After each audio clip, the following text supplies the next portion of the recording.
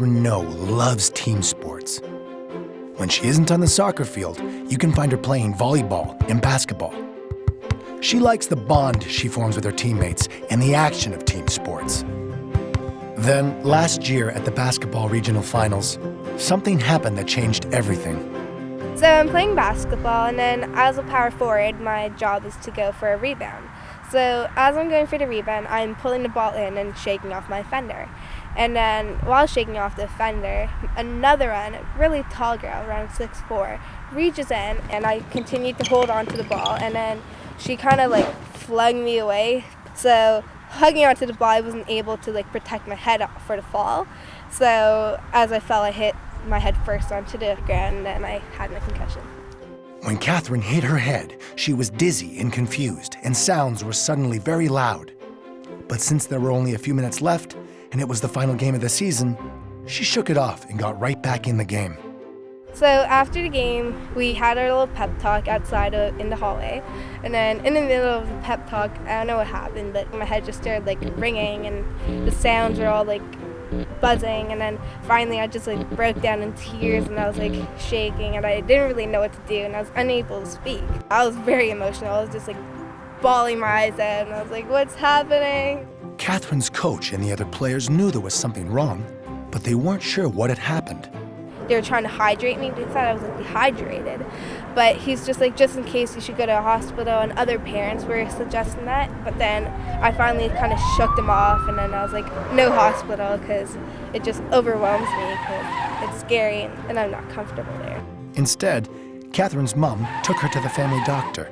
I went to my family doctor's because he was my doctor since I was born, so I'm really comfortable with him. So in the car ride there, which was maybe 15-20 minutes long, I was still crying, and my mom was yelling at me. She was "Katherine, stay with me, count to 10 over and over again."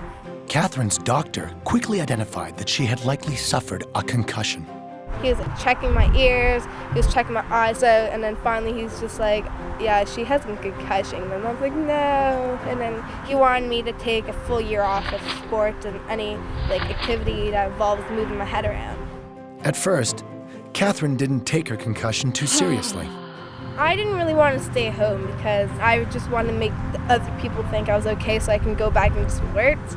I didn't go to school for the next day, but the day after that, I went to school and everyone was "Are you okay?"